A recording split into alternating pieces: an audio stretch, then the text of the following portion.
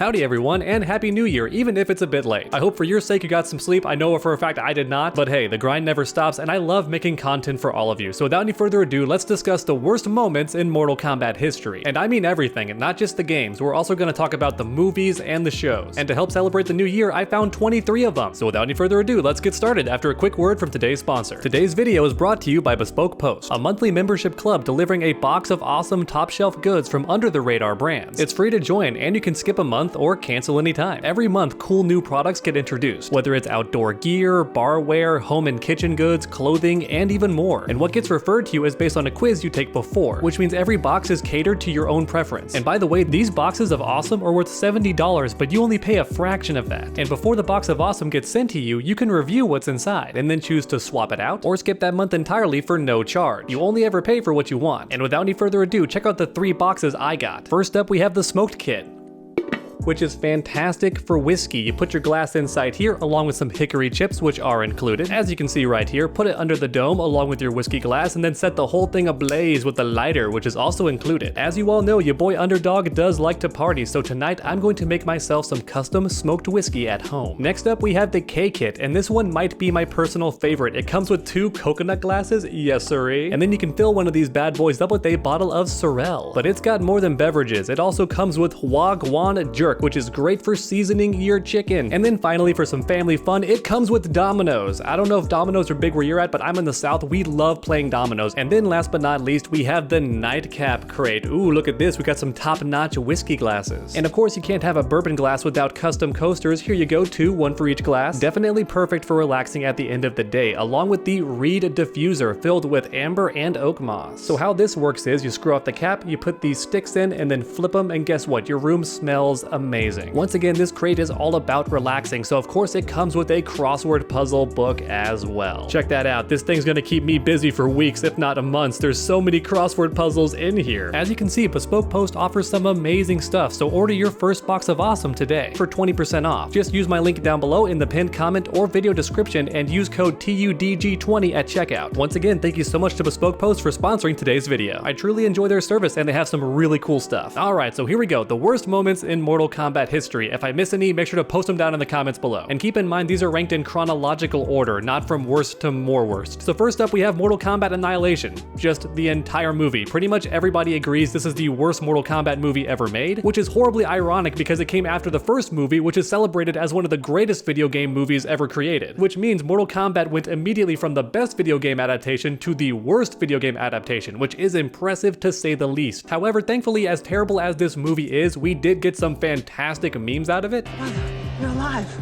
Too bad you will die. Now for the next horrible moment in Mortal Kombat history, we actually have the roster of Mortal Kombat 3, which may shock some of you, but keep in mind when people say Mortal Kombat 3, they're often referring to Ultimate Mortal Kombat 3, which had all the fan favorites and beloved characters. But guess what? That was not the case for the initial Mortal Kombat 3 roster. This game had none of the characters that you love. And I'm not joking, look at this roster. There is no Johnny Cage. There is no Scorpion, no Reptile, no Ermac. There's also no Katana or Jade, which is nuts because everyone loved them in Mortal Kombat 2, but here they were just gone. So many characters from Mortal Kombat 2 are just gone, and fans hated it. And if you're wondering why, the reasoning is actually really stupid. So Midway was kind of embarrassed by all the memes and jokes made about their characters all wearing ninja masks. And so with Mortal Kombat 3, they tried to prove something by just excluding all the masked characters. Even SubZero's not wearing a mask in Mortal Kombat 3. Long story short, this plan completely backfired because all of those masked characters were the favorites, like the most beloved characters, not just because they wore the masks, but because they were cool. Ninjas are awesome and their attacks were cool too. Now this roster is absolutely amazing, but anytime someone tries to tell you that the next Mortal Kombat game has a terrible roster, just remind them of Mortal Kombat 3, because this thing was garbage. Now next up, we're going to talk about something that I bet most of you have never even heard of, because I didn't even hear about it until like last year, which is funny because this TV series is actually very old, but it was just so god awful, and its name is Mortal Kombat Conquest. Not to be confused with Conquest Mode and Deception, because that's a banger. This TV show by the same name is absolutely awful. The main character is 1,000 times worse than Cole Young, and I'm not exaggerating. His name is Zero, and he's just so dumb. It feels like the writer and producer of this show just wanted to make a generic fantasy show, kind of like Dungeons and Dragons, but they were forced to include Mortal Kombat characters. That's how it feels. And for our next terrible moment in Mortal Kombat history, we have Special Forces, perhaps the worst Mortal Kombat game ever made, if you can even call it a Mortal Kombat game. Because in reality, what this game is a terrible copy of Metal Gear Solid where you play as Jax. And don't think for one second that sounds cool, because the gameplay is absolutely abysmal. It's got a good soundtrack, but that's pretty much it. There's not even cutscenes. This game is as bare bones as you can possibly get. In fact, I can't give any reason to play this game unless you just love Jax that much. If you're a huge Jax fan, maybe this game has something for you, but otherwise it's garbage. And for the next horrible moment, I'm kind of cheating because I'm lumping a bunch of stuff together, but pretty much anytime your character dies in their own arcade ending, that just sucks. I have no clue why Midway loved doing this. Killing your character after finishing the tower is the biggest middle finger to the player you can possibly do, but it honestly happens a lot. And then in Mortal Kombat 9 it happened again, maybe as a throwback. You finish the tower and then your character just dies or gets possessed or beaten in some way. I think the developers are trying to match the dark tone of the Mortal Kombat series, but I'm not gonna lie, I hate it. Your character should never die in their own arcade ladder ending. That's stupid. And hey, how about Liu Kang dying? Remember that? I bet you do, because it scarred pretty much everybody who played Deadly Alliance. Now, I wasn't sure if I wanted to include this moment because Deadly Alliance killing off the main villain and a main hero in the intro is ballsy on the developer's part, and I think it's why the game became so famous and kind of kickstarted the series, right? Kind of like it jump-started their heart again. And it also made the series feel more darker than it ever had before, right? Because the classic games with all the gore and violence were still kind of cheesy, but Deception felt real, like the stakes were raised. And as a result, I wasn't sure if I wanted to include this, but I thought I might as well, because the main character died and that sucked for a lot of people and made us very sad and scarred us for life. So yeah, it's pretty bad. But do you know what's even worse? And I mean 100 times worse than that? The horrible Mortal Kombat trailer for that movie that thank God never got made because it would have been terrible. Even though that description was super vague, I can guarantee a ton of you know exactly which trailer I'm talking about. It's the one where Baraka was a failed surgeon. Yeah, I'm not kidding. Baraka's origin was changed into being a failed surgeon who did body modification. And then Reptile wasn't even a lizard. He was some dude with a skin condition. It was just terrible. I'm so glad that movie didn't get made. Dear God. And speaking of terrible ideas, how about Mortal Kombat versus DC? Yeah, that's a game that happened that I always forget to mention in my top 10 videos and countdown videos. To be fair though, I have seen the game played at high level and it can actually be enjoyable. But even so, if you ask most fans what the worst Mortal Kombat game is, they will tell you this game, Mortal Kombat versus DC Universe. So even if the game isn't downright terrible, if most fans hate it, then you could argue it's the most hated game in the series. However, thankfully there was one silver lining. We got the Injustice series. If not for Mortal Kombat vs. DC, then NetherRealm would not have had the rights to DC characters and started making a DC fighting game. And since we're on the subject of terrible ideas, does anybody else recall that terrible Mortal Kombat series on Machinima? Because I certainly do, for one very specific reason. SubZero, my favorite character, was killed by his own fatality. Yeah, I'm not joking, and guess what? It was Bi-Han. Yeah, because for some reason his story was completely retconned, where Kuali Yang is dumb and arrogant and dies to Scorpion's clan first, but then he gets framed or something for killing the entire Shirai Ryu, and so Scorpion gets revenge on the older brother, Bi-Han, and then just kills him. Yeah, SubZero is denied any redemption in this series. His younger brother dies, and then when it comes his time to fight, despite him clearly being the hero in this situation and the person deserving of a W, instead he begs Scorpion not to fight him the entire time, and then begs to not be killed, only to be killed by his own fatality. It was rough. I hated that experience. Like, every single second of it was terrible. Alright, and now we finally reached the NetherRealm section of this video, starting off with Mortal Kombat 9, and there's a couple here. First off, this game began the trend of Kung Lao dying. Yeah, ever since this game, he's died in every movie and pretty much every game too. In fact, in some games, he dies multiple times. And Mortal Kombat 9 is where that trend began, so don't ever forget it. And of course, you can't talk about Mortal Kombat 9 without mentioning the horrible Sindel massacre that happened in story mode. The writers realized that pretty much nobody had died yet, despite the series being called Mortal Kombat, and so they thought, hey, let's just kill off everybody in this one cutscene. Why not? All to the same character too, why not? Keep in mind that most people love Mortal Kombat 9 and also praise the story mode, and yet even so, this moment is one of the most hated in the entire Mortal Kombat series. And since we're already talking about story mode, how about that time that Melina was killed by D'Vorah with the kiss of death? Yeah, that was fun watching a fan favorite character just die in the most gruesome way possible. For some people, this scene was so upsetting that it's still talked about to this day. Now, me personally, as a Melina fan, I didn't mind it because I think Mortal Kombat characters are meant to die, especially the villains. I'm just kind of numb to it. And the fatality itself was also pretty gruesome and creative, so I was kind of on board for this death, but the problem is it continued the trend of D'Vorah killing off fan favorite characters, not just jobbers. D'Vorah like defeats all the fan favorites. Alright, but now it's time for Mortal Kombat 11. This game has a ton. Let's start off with just wasting Dark Raiden for no reason. The guy is gone in chapter 2. That moment was so annoying because this character had so much build up, and not just at the end of Mortal Kombat X, but he was in the trailers, all the promotional stuff had a brand new look. NetherRealm was hyping up Dark Raiden like crazy and then just wasted him completely. Killed him in chapter 2. That's one of the dumbest writing mistakes I think they've ever done, because there were so many cool things that Dark Raiden could have brought to the story. Imagine him interacting with Fujin or any of the heroes. It could have been really interesting to see him like fight the good guys. Or hell, even watching him fight Kronika would have been absolutely awesome. It would have been amazing. The sheer concept of Raiden becoming evil to fight a greater evil is just so awesome to me, and I love it, but then NetherRealm did nothing with it. But you know what they did do? Make a good use of Ermac by killing him in the crypt. Yeah, nobody's ever gonna forget about this. It's going to be a meme until we die of old age. The fact that NetherRealm gave Ermac a completely new design and perhaps one of his best costumes ever, only to kill him in a crypt cutscene, is never gonna stop being funny and tragic at the same time. And we're nowhere near done talking about Mortal Kombat 11, because next up we have Jade and Kotal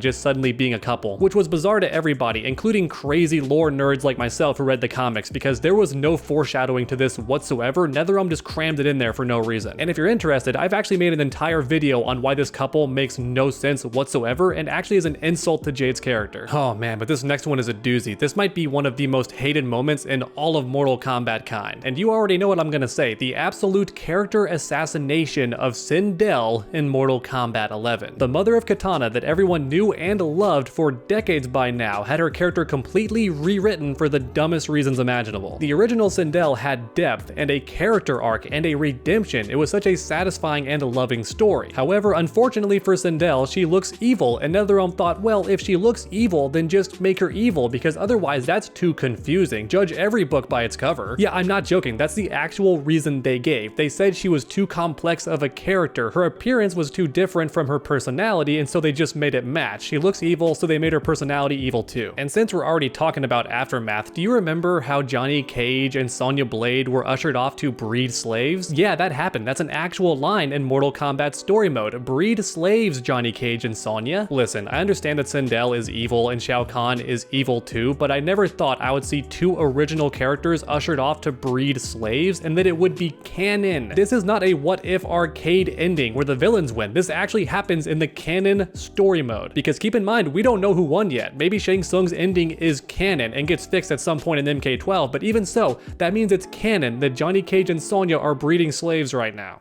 You know what? That's number 19. Number 19 is Shang Tsung's evil ending possibly being canon. If so, that's one of the worst moments in Mortal Kombat history. And hey, it's time to talk about the 2021 Mortal Kombat movie. Let's go! Cole Young being a thing. That's pretty terrible. His superpower is literally plot armor. That's a creative idea, writers. What an awesome choice. All jokes aside though, I don't hate Cole Young, and I certainly have nothing against his actor. If anything, I find the most annoying thing about Cole to be just how boring he is and how dull he is as a character. I know nothing about him except he kind of sucked at fighting and then got better at it. But the good news is they're currently making a sequel to that movie, and maybe in Mortal Kombat 2 he's gonna get some actual character development and we're gonna learn more about him. And since we're already talking about the movie, how about Natara being completely wasted? You think Dark Raiden was wasted? How about Natara? She shows up, gets talked about a little bit, gets hyped up by Shang Tsung, and then dies immediately. And look, I knew she was gonna die. Nobody was surprised that Natara died. She's a less popular 3D era character. We all knew the death was coming, but for crying out loud, at least let her do something cool. She's a flying vampire. Let her do something sick before she dies. Let her kill some jobbers, or God forbid, a cool side character. Let her do something and then kill her. I think the fatality was awesome. Everyone loves Kung Lao. His fatality was sick. And since we're talking about movies and terrible moments in Mortal Kombat history, how about Battle of the Realms? Just the whole movie. It's so bad, I wish I could unsee it. I made a whole video where I rant about it, and I'm pretty mad the whole video. Yeah, that's right, me. This guy, I'm mad in that video. It's hard to get me mad, but man, that movie did it. You know that scene in SpongeBob where Mr. Krabs presses presses the remote and unwinds the television from the guy's eyes. I wish I had that remote to unsee that movie. It was so awful. But thankfully, the film that came after was actually pretty decent. I enjoyed the Snowblind movie. And real quick, a spoiler?